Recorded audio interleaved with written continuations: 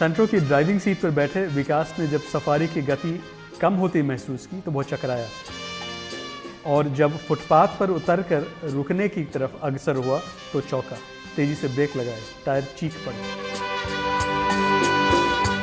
One of my key research interests is urban cultures, and I've been working in urban cultures for a number of years.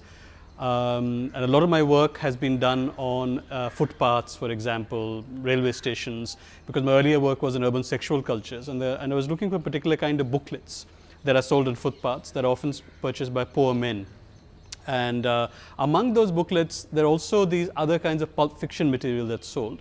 And that was my first serious introduction to the detective novels that I have looked at in this particular article. These detective novels are very cheaply produced. Their themes are the kinds of themes that many poor men in the city identify with. So they have themes which relate to things like urban anxieties, about how do you survive in the city, about sexuality, about women, about gender relationships, for example. About global aspirations, transnational desires, but being located in a very specific local setting. These are some of the things I wanted to explore through looking at these particular novels that I've analyzed in this article. The kinds of themes that they are organized around and which interest me are ideas of global aspirations, about how to acquire commodities without the income necessarily to have it. Media flows that have formed a particular kind of city.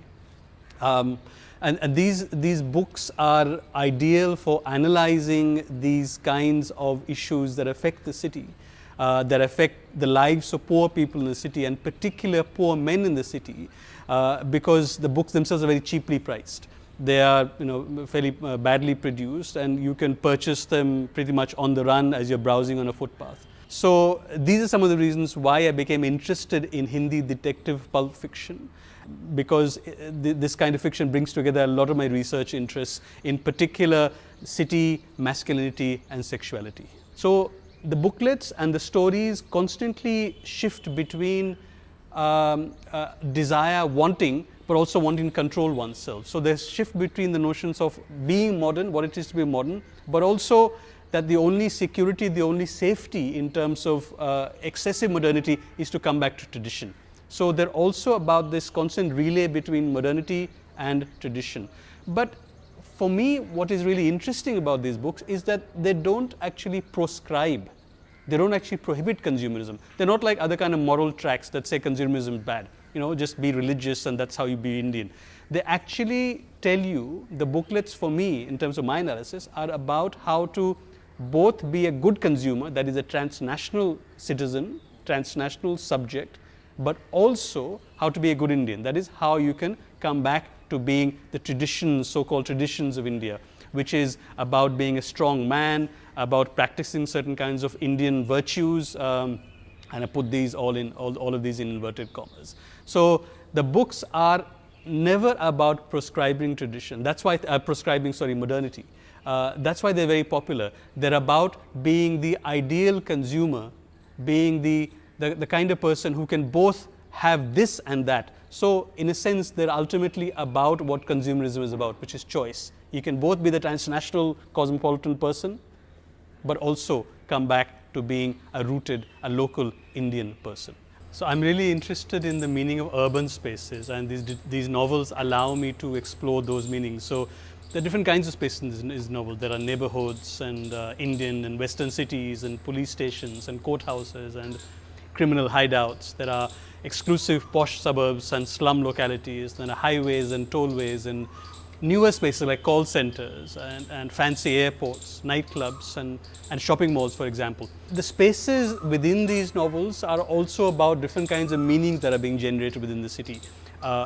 What kind of men, what kind of people do have access to these kinds of spaces? What kind of women have access to these kinds of spaces? What are the different sorts of desires that are generated by these kinds of spaces? The action, for example, takes place across a number of time periods and spaces, which reproduces the instability of the city itself, or the unstable nature of the urban experience for many of the people many of the men who are the readers of these kinds of novels, because often they're poor men, they don't have a permanent housing, permanent dwelling to where they stay, they're often moved on by the police. And the novels reproduce that kind of instability that the urban offers to people who are not well off, who are not middle class people, not rich people, as it were. And I think that is a part of the popularity of these novels, that they speak to the conditions of living of the people who read them. Then you have the kinds of relationship that are the most significant in these novels, which have to do with the sexual encounter, which is what interests me.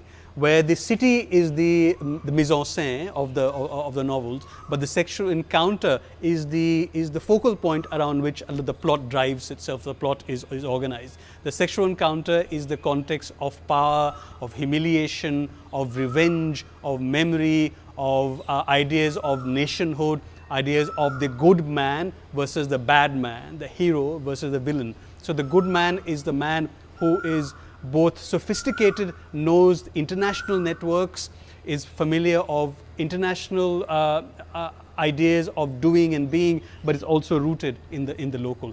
The interesting thing about these novels is they're really about the search for a stable center in a changing world. They're sort of commentaries on the global modernity and the new masculine subject, anxieties and desires, anxieties of loss, the collapse of certainties of all kinds of work and all kinds of relationships, and the questions about what is it to be Indian in a rapidly changing environment. They're about the city, the politics of the city, and the ways in which the city affects different kinds of people who come to it, especially migrants who come from outside the city. The ways in which different kinds of people, especially people who are at the bottom of the urban hierarchy, organize their inner worlds and outer worlds. The ways in which their psyche is affected, the ways in which they learn to deal with a new environment, and the ways in which they learn to think about how to survive in a hostile environment. And as I've said, one of the most significant things is, of course, people learn about ways of being the ideal consumer, the ways of dealing with a world that they might have been unfamiliar with, that they may not have enough access to, but nevertheless want to be a part of.